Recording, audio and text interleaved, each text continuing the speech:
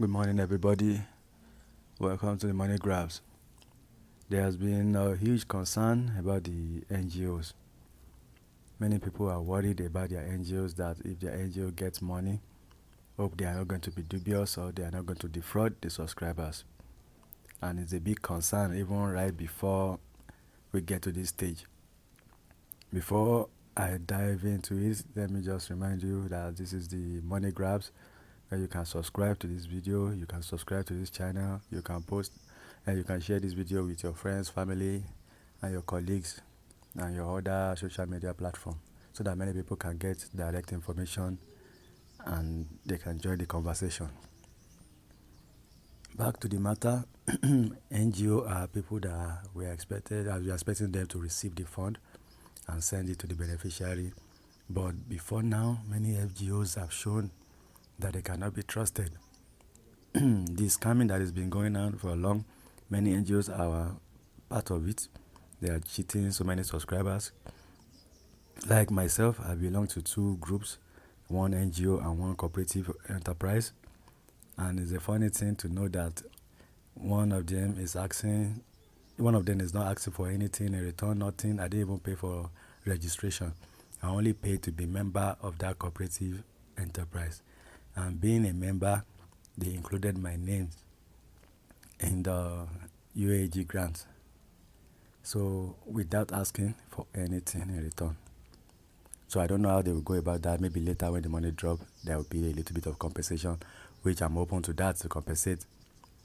And the NGO happen to be asking for a large sum of money for putting my name. And at the same time, I paid for certain things to be member. So, and they always, as the NGO claim that it's a uniform thing from the top. But that one is nothing now. We all know that at least you have to compensate the people that put your name, the people that are doing around, because some of these NGOs are paying a lot of money to register with the grant handlers. They are paying a lot of money to travel. Some of them take flights to Abuja, and some of them have to stay in a hotel and everything, risk their lives to be able to put your name and submit your name to the grant handlers. But many people are still scared of them. Now, are they going to defraud them because they don't have this kind of, you cannot even trust them based on their actions? So let me just explain some things. Before we get to this stage, the grant handlers have been having issues with some NGOs, with their tactics, with their method of operation, the way they squeeze people for money. I had one of recent, I will not mention her name, that she was charging 150,000 from people to put their name on the list. And some other scammers are using the opportunity too. They will come online, they will give you WhatsApp number, they will be asking you to pay 10, 15, 20, up to 50,000 to put your name. And many subscribers do not have means to verify these people if they are authentic or not. And we should not forget too that some of the NGOs went to Abuja to do clearance. That means they have to verify them, that okay, they are authentic. They have to have their details so that they cannot run away with the fund. I think they informed us that they have informed the what is people, this government agency, EFCC, to monitor them. Maybe they collect their passport and all that, so they can run away out. They can run out of the country. So the grant handlers seems to be making effort to make sure that the fund will be secured with the NGOs. But the NGOs are many. How can you monitor all of them? So that one is there. Some NGOs have shown that they can defraud, and they have the means to.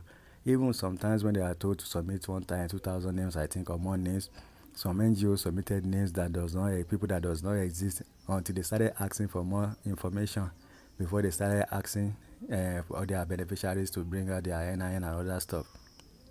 So it shows that many will be dubious. But the point is, as long as your NGO is registered and cleared by the grant handlers that they belong to, for example, if your NGO is under UAG and your NGO is cleared, that means you will receive the fund. But there is this big loophole somewhere in the middle that I had from one of the NGOs, not my NGO, but from another NGO, CEO from one NGO. He said he can remove all the names and change all the names at will. He said the instruction given to them at the back end is like they can even go to his own village and start giving that to people there. And I said, what of those people that register, what those people that paid? Now you now take it to another people and give it to them. Even if the new people will pay, are you going to refund the first people? Then nobody wants refund. All the effort, all the struggle, everything that the people have put into it, you just want to refund them their money and you pay your people in your village, in your area. So one said that. Another one said the opportunity given to them is they will give them disbursement for 1,000 beneficiary per NGO. That the names does not matter, they can change at any time. They are paying per head, not per name.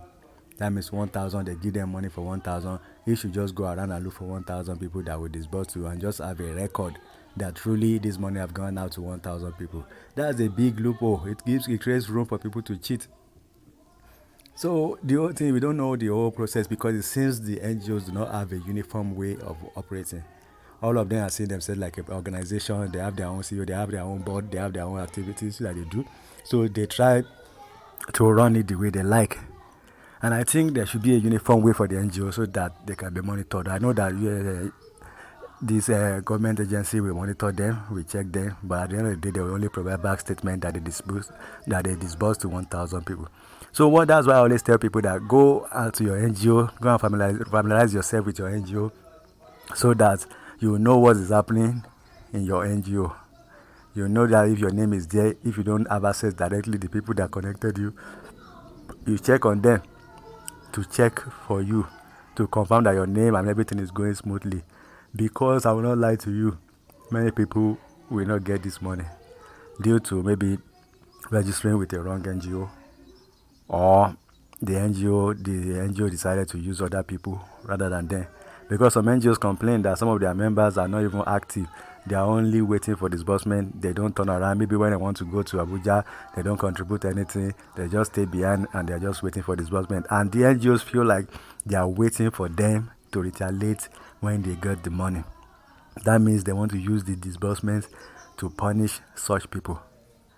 So if you you belong to NGO and you are very high up in a position and you know what's happening, and if you can highlight other people about the activities of the NGO, you can put it in the comment section. Let us know your view as a CEO of NGO, as a partner, as a CEO, how you think it's best to settle this case. Because at this point, I don't think they should have the power to change the names, because already we have been expecting disbursement since last year.